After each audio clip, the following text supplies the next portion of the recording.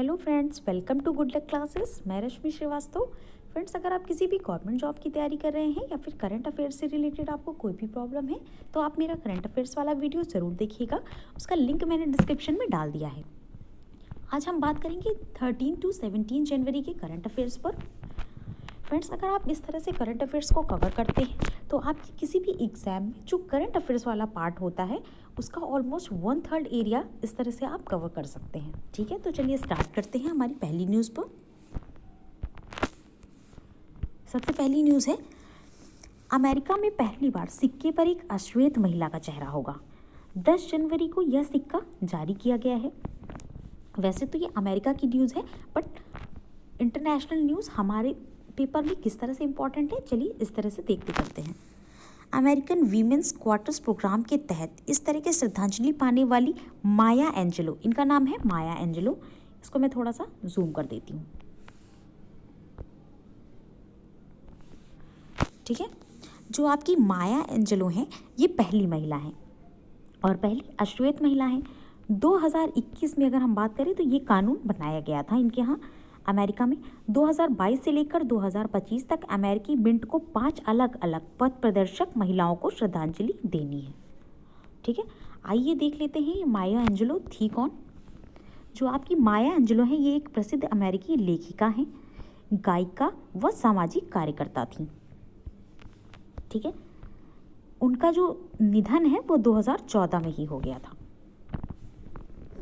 हमारे यहाँ क्वेश्चंस इसी तरह से बनाए जाते हैं। ठीक है, या तो उनका प्रोफेशन दे दिया जाएगा या फिर आपको कथन में अगर क्वेश्चंस दिए जाएंगे तो उनका प्रोफेशन है या फिर उनका जन्म कब हुआ था या किस वजह से उनको ये अवार्ड दिया गया है या ये ख्याति दी गई है।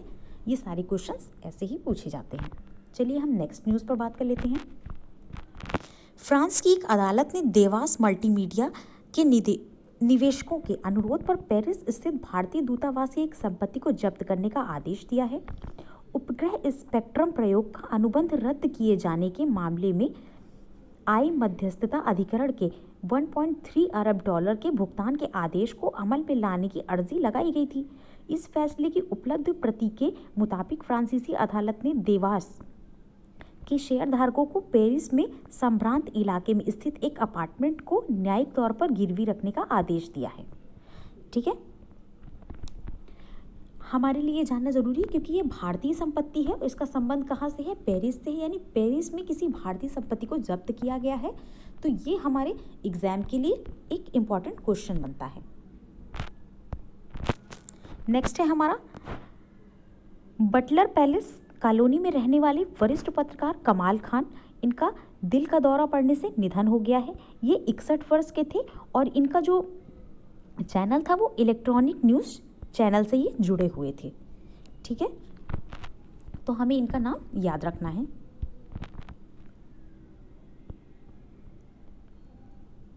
फिर नेक्स्ट है आपका, खेल मंत्रालय ने जो पेरिस ओलंपिक तक भारोत्तोलन के लिए हाई परफॉर्मेंस निदेशक, ठीक है, आपका जो हाई परफॉर्मेंस निदेशक है HPD बोलते हैं, के रूप में मॉरिशस के अविनाश पांडु को नियुक्त किया है। ठीक है, अब फ्रेंड्स ये हाई परफॉर्मेंस निदेशक की जो नियुक्ति की गई है भारोत्तोलन के लिए, ये हमारे लिए जानना क्यों ज़रूरी है? ये इसलिए ज़रूरी है कि इस खेल में इस पद पर नियुक्त होने वाले ये प्रथम व्यक्ति हैं। ठीक है, ये इस खेल में इस पद पर नियुक्त होने वाले प्रथम व्यक्ति और है कहाँ के? मॉरिशस के हैं। मॉरिशस के व्यक्ति हैं। उनकी नियुक्ति की सिफारिश जो है भारतीय खेल प्राधिकरण यानी साई, ठीक है,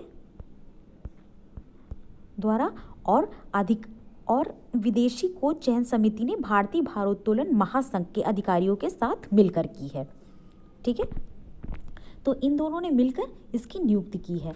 अब हम थोड़ा सा साई के ऊपर भी जान लेते हैं, यानी ये हमारा स्पोर्ट्स अथॉरिटी ऑफ इंडिया जो है, इसकी स्थापना कब हुई थी? ठीक है, तो इसकी स्थापना जो है आपकी 1984 में की गई थी। फ्रेंड्स, हमें इस तरह के एडिशनल क्वेश्चंस को भी ऐड कर लेना चाहिए जिससे ये हमारे एग्जाम में इनडायरेक्टली बहुत ज़्यादा हेल्प करते हैं। अगर हम इस स्पोर्ट्स अथॉरिटी ऑफ इंडिया की बात कर लेते हैं तो ये हमारे खेल मंत्रालय यानी हमारे जो स्पोर्ट्स मिनिस्ट्री है उसका बहुत ज़्यादा महत्वपूर्ण अंग है।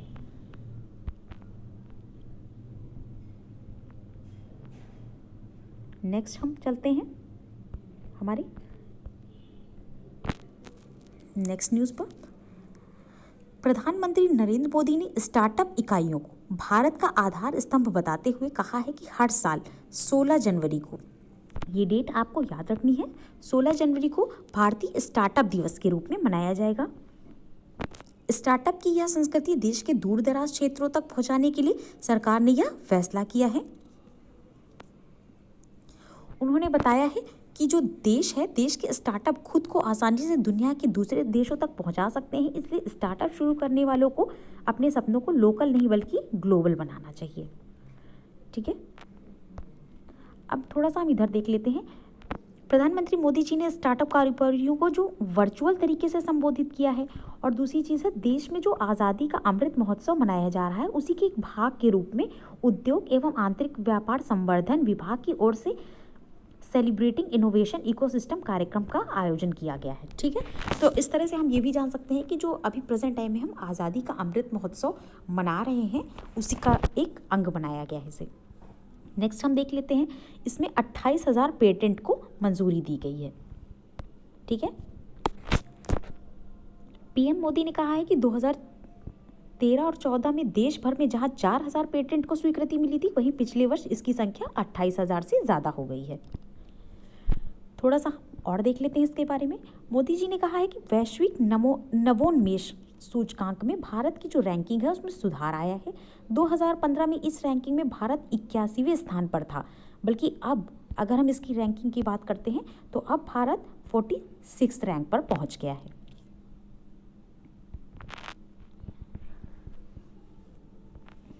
चलिए हम अपनी नेक्स्ट न्यूज़ देख लेते हैं, इसको थोड़ा सा जूम कर लेते हैं।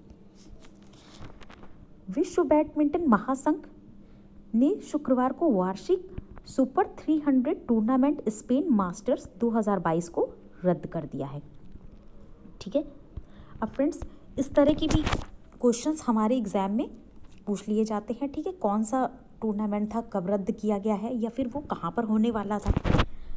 तो और ये कहाँ पर होने वाला था, आपके स्पेन के हुएल्वा में इसको आयोजित किया जाना था। ठीक है, जिसे अभी हाल ही में रद्द कर दिया गया है। फिर नेक्स्ट है आपका, चालू वित्त वर्ष में अप्रैल और नवंबर के दौरान औद्योगिक उत्पादन जो है आपका वो 17.4% बढ़ा है। पिछले वित्त वर्ष 2020-21 में ये 15.3% की गिरावट आई थी। ठीक है, फिर नेक्स्ट है आपका, रेटिंग एजेंसी इक्रा ने 2021-22 में सरकार का राजकोषीय घाटा जो है यानी 16.6 लाख करोड़ रुपए रहने का अनुमान जताया है, जो आपकी जीडीपी का यानी सकल घरेलू उत्पाद का 7.1% है। ठीक है, किसने बताया है, ये इक्रा, ये एक रेटिंग एजेंसी है, और जो इन्होंने राज्यों का राजकोषीय घाटा बताया है वो 3.3% रहने का अनुमान लगाया है। फ्रेंड्स यहाँ से हम एक और क्वेश्चन को ऐड कर सकते हैं, जैसे कि अभी ये आप, पहली बात तो ये जो रेटिंग एजेंसीज हैं या फिर कोई एक संगठन जब अपनी कोई रिपोर्ट देता है तो वो हमारे लिए और ज़्यादा इम्पॉर्टेंट हो जाती है हमारे एग्ज़ाम के पॉइंट ऑफ व्यू से। तो हम बात कर लेते हैं इक्रा की। ठीक है, ये जो आपकी इक्रा है, इक्रा आपकी एक रेटिंग एजेंसी है। और अगर हम बोलते हैं इसको कब इस्टेब्लिश किया गया था, तो ये 1991 में इस्टेब्लिश की गई थी। ठीक है, इस तरह से आप कुछ चीज़ों को ऐड कर सकते हैं जो आपके एग्ज़ाम में बहुत ज़्यादा हेल्प करेंगी। फिर नेक्स्ट हम बात करते हैं,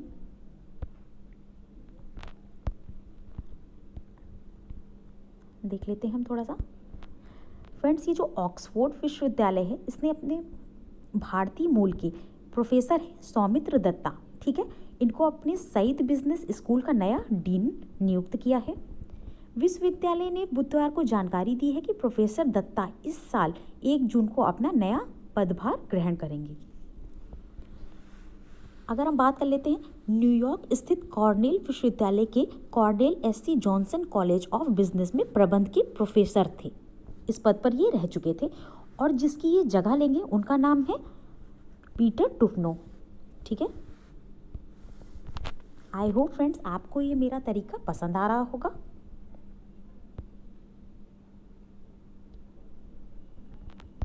अब हम बात कर लेते हैं दूरसंचार मंत्रालय ने बुधवार को कहा कि वोडाफोन आइडिया लिमिटेड, ठीक है, और टाटा टेली सर्विसेज लिमिटेड और Tata tele services Maharashtra limited यानी TTML सार्वजनिक उपक्रम की जो है वो नहीं बनाई जाएंगी। ये आपका वोडाफोन लिमिटेड हो गया, आपका टाटा टेली सर्विसेज हो गया और Tata tele services Maharashtra limited हो गया। अब ये क्वेश्चन हमारे लिए इम्पॉर्टेंट क्यों हो जाता है, ठीक है, हमें वो भी समझना है। फ्रेंड्स, वैसे तो अगर हम देखें तो यहाँ पर बात हो रही है कि अब ये नहीं बनाई जाएंगी, तो हम इस क्वेश्चन को अवॉइड कर सकते हैं। बट अगर आप अपने एग्ज़ाम के क्वेश्चंस को देखते हैं तो हमसे इसे अलग तरीके से क्वेश्चंस के रूप में पूछ सकते हैं, जैसे कि आपको इन 3 कंपनियों का नाम दे देंगे और एक कोई कंपनी दे देंगे जिसमें आपको पूछ सकते हैं कि किन 3 कंपनियों को सार्वजनिक उपक्रम बनाना था लेकिन उनको मंजूरी कैंसिल कर दी गई है, या फिर इनमें से एक कंपनी दे देंगे और नेक्स्ट 3 कंपनीज को ऐड कर देंगे। तो इस तरह से आपके जो क्वेश्चंस हैं वो बनाए जाते हैं, तो हमें हर एक क्वेश्चन को बहुत अच्छे से ध्यान में रखना है, ठीक है। चलिए हम बात करते हैं हमारे नेक्स्ट क्वेश्चन पर।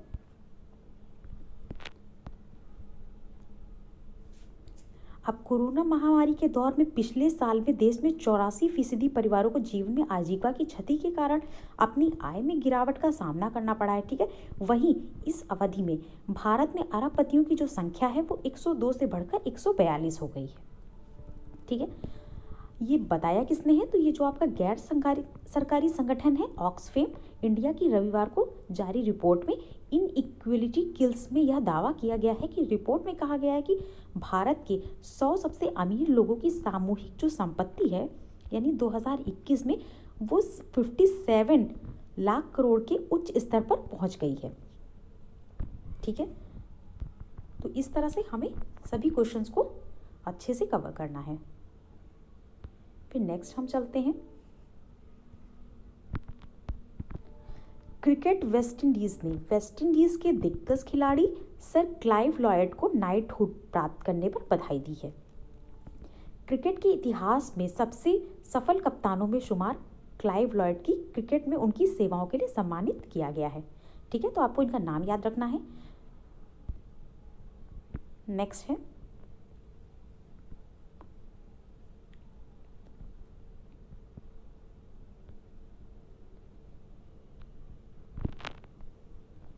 दक्षिण अफ्रीका के हाथों टेस्ट श्रृंखला में मिली हार के बाद विराट कोहली ने टेस्ट टीम की कप्तानी यह कहकर छोड़ दी है कि उन्होंने अपना काम ईमानदारी से किया पर अब कप्तानी छोड़ने का समय आ गया है, ठीक है। आइए हम इनके बारे में थोड़ी सी नॉलेज ले लेते हैं, जैसे कि हमारे यहाँ से क्वेश्चंस बन सकते हैं। 2014 की बात करते हैं तो इन्होंने भारतीय टेस्ट टीम का कप्तान बनाया गया था जब महेंद्र सिंह धोनी ने ऑस्ट्रेलिया के खिलाफ श्रृंखला के बीच में कप्तानी छोड़ दी थी, ठीक है। ये हमें छोटी छोटी चीज़ों पर ध्यान रखना है, इसी तरह से क्वेश्चंस पूछे जाते हैं। फिर नेक्स्ट है आपका, अगर हम बात कर लेते हैं कि कोहली की कप्तानी में भारतीय टीम टेस्ट रैंकिंग में शीर्ष तक पहुंची थी और विश्व टेस्ट चैंपियनशिप की उपविजेता रही थी। वह जीत के हिसाब से तीसरे सबसे सफल टेस्ट कप्तान रहे हैं जिन्होंने 20 से अधिक टेस्ट में कप्तानी की है। कोहली की कप्तानी में भारत ने 68 से 40 टेस्ट जीते हैं, 68 में से 40 टेस्ट जीते हैं। इधर हम देख लेते हैं 40 टेस्ट अपनी कप्तानी में जीते कोहली ने टेस्ट क्रिकेट में सर्वाधिक जीत दर्ज करने वाले कप्तानों में 4th नंबर पर रहे। आइए हम देख लेते हैं वो 3 कौन से थे। टेस्ट जीत के साथ दक्षिण अफ्रीका के ग्रीम स्मिथ शीर्ष पर हैं, ऑस्ट्रेलिया के पोंटिंग 2nd पर रहे और स्टीव वॉ ये 3rd स्थान पर हैं, ठीक है। तो इसका मतलब 4th स्थान पर कौन है, विराट कोहली है। नेक्स्ट है आपका